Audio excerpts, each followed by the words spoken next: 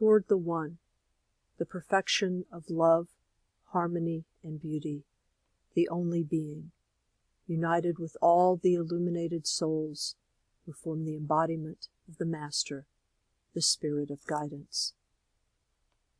This is my second video in my series about universal Sufism. And what I've just recited is what is called the invocation. And it is a prayer that Hazrat Inayat Khan instructed all of his murids to utter prior to doing any kind of holy contemplative or meditative transmission work. And the purpose of it is to set the tone and also to provide a kind of divine protection, if you will, over the material. And I'll explain the particulars about the invocation in a later video. But you can expect to hear it at the beginning of each video from here on out. So the point of this video is to briefly touch on what universal Sufis do. Well, in order to understand what universal Sufis do, it's important to know what regular, traditional Sufis do. And because all of the activities that universal Sufis do are derived in one way or another from traditional Sufi practice, connected to it, just reorganized in a way, mostly for Western tastes, because Hazrat Inayat Khan realized at a certain point that obviously he was dealing with Westerners for the most part. But all Sufis and all universal Sufis do in one way or another these four practices. Probably the most common and distinctive of these practices is something that is called zikr. And the word zikr means remembrance. And it generally involves a rhythmic and repetitive pattern of chanting the names of Allah, or reciting them, or reciting or chanting various phrases out of the Quran, or phrases that have become devotionally current, usually in Arabic, sometimes in Farsi or Urdu in India. And the importance of this is to constantly remind the individual of the importance of the divine in their life. So one of the most common recitations is Bismillah, which means in the name of Allah. Or you can say Allah, which is one of the names of Allah. Or you can say the first part of the Shahidah, which is La ilaha illallah. There is no God but God. There is no God but Allah. So these are all things that will be said repetitively. Connected to zikr is often meditative breathing. You don't have to have zikr and breathing. They can be done separately, but oftentimes they are connected. And in Sufi practice, breathing meditations are repetitive, cyclic, and rhythmic. And when I talk specifically about breathing meditation practices, I'll provide a couple of examples.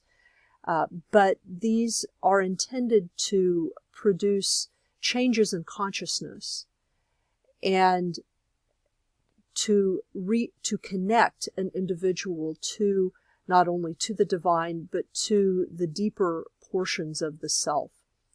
And breathing meditation is often done as a kind of introduction to other kinds of practices, say healing practices, or other kinds of contemplative practices, or to prayer and devotion.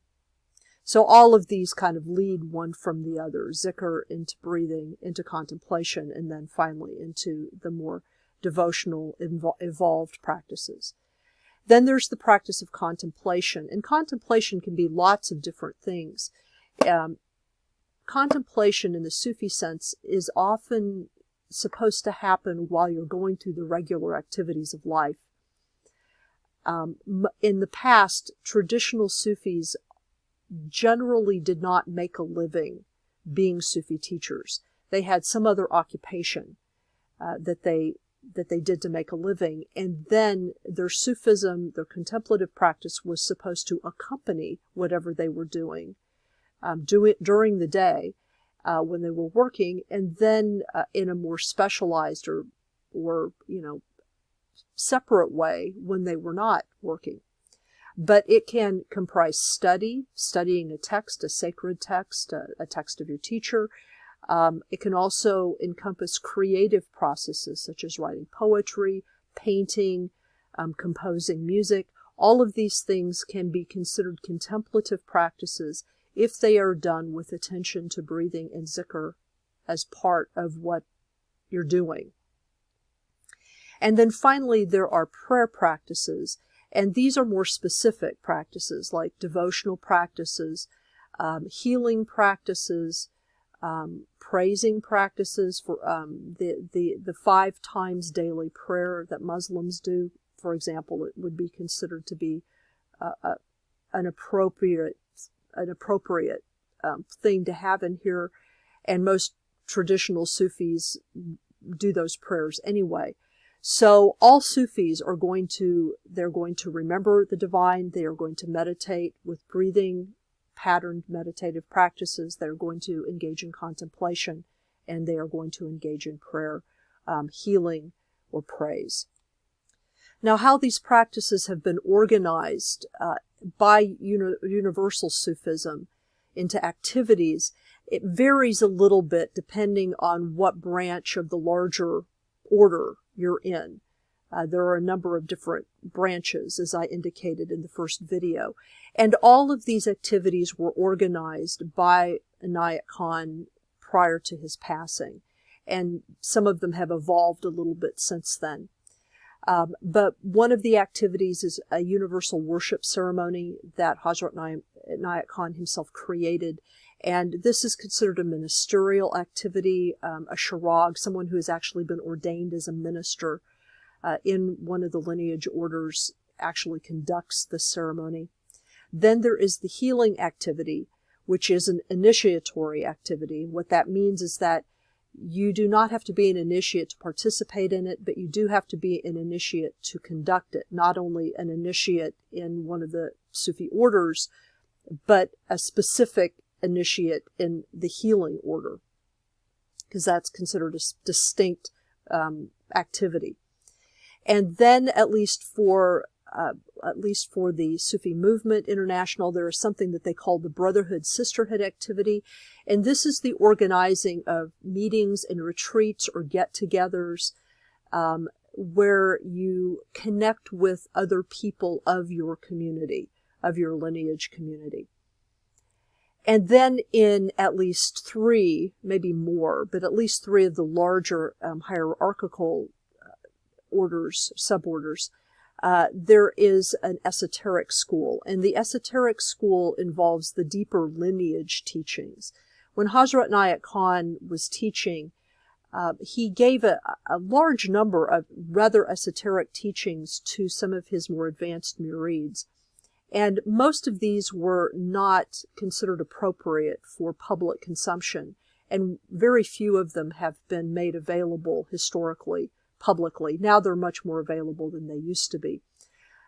But these practices involve very specific kinds of meditation and breathing practices, very specific applications of certain names of God, very specific contemplations about certain states of consciousness.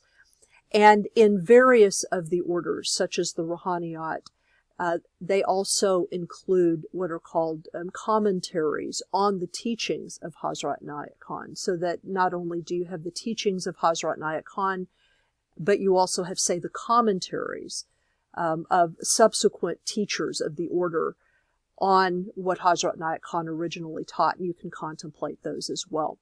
And those are all part of the esoteric school. And then there's the practice of Zirat, or the contemplation of Zirat. And these are contemplations on nature. And there are some specific practices that are connected to some of these contemplations, depending, again, on what order you're in.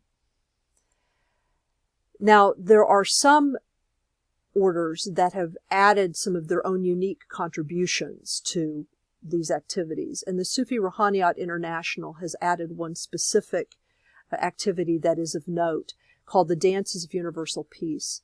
And the Dances of Universal Peace are a combination of zikr and movement and contemplation and some breathing exercises and even some devotional exercises that Murshid Samuel Lewis, who was a student and murid of Hazrat Nayak Khan and founded the Sufi Ruhaniyat International, he developed these during the 1960s, and they have become kind of one of the signature activities of the Ruhaniyat. The Dances of Universal Peace derive inspiration from the Sema, which is the whirling activity of the Mevlana order in Turkey, but they go way beyond that in that they use various types of chants and mantras and music from all kinds of religious traditions, and they combine them into these dances that everybody then engages in who uses this practice. And these dances have become very popular among other groups, so that you'll find them at Unity, you'll find them in Unitarian churches, you'll find Quakers doing them. So the Dances of Universal Peace have been kind of a unique activity that has been developed in an American milieu, basically, and combines a lot of the more traditional Sufi activities and then some of the activities that Hazrat Nayak Khan envisioned into a completely new package. So how does this relate to my own life? Well, these are two of my tesbih or misbah, prayer beads. These prayer beads are not just used by Sufis, but they are also used by mainstream Muslims in more traditional countries. And you have 99 beads with 2 separators, and you use these to count your recitations of zikr, of the various names of God. And this is an example of element breaths, a pattern of breathing that was taught to me by Hidayat Khan, who was Hazrat Nayak Khan's youngest son. And these are a pattern of element breaths that were passed to him by his father. And I will be introducing you to these element breaths at some point when I talk about breathing exercises. But this is just an example of some very specific breathing practices that Hazrat Nayak Khan passed to his murids, derived from breathing practices that he had gotten from his more traditional teachers. And this is an example of something that you could contemplate. This is one of the texts of Hazrat Nayak Khan, one of his lectures that has been published. It's one of my favorite passages here. Even if the recipient appear ungrateful or heedless, it is all the same. There is no need to be disappointed, even if he proves to be unworthy of our kindness or our love. When we realize that all life is one life, we discover that it is to that life that we give our love, kindness, and mercy. And this is the cloth that I made when I became an conductor in the healing practice of the lineage that I was initiated into. And that is those are my healing beads as well. And so this just represents a very important physical component of one of my practices. I'm very involved in remote healing practices and use this cloth quite frequently. And as Hazrat Nayak Khan said, the greatest contemplation for the Sufi is nature. Nature is the textbook from which all other practices come. The practice of remembering the divine, the practice of contemplation, the practice of breathing, and the practice of prayer and devotion. And this is just a very humble dandelion from my front yard to remind us just how incredibly beautiful the most simple things are, and how that can be probably one of the best contemplations of all.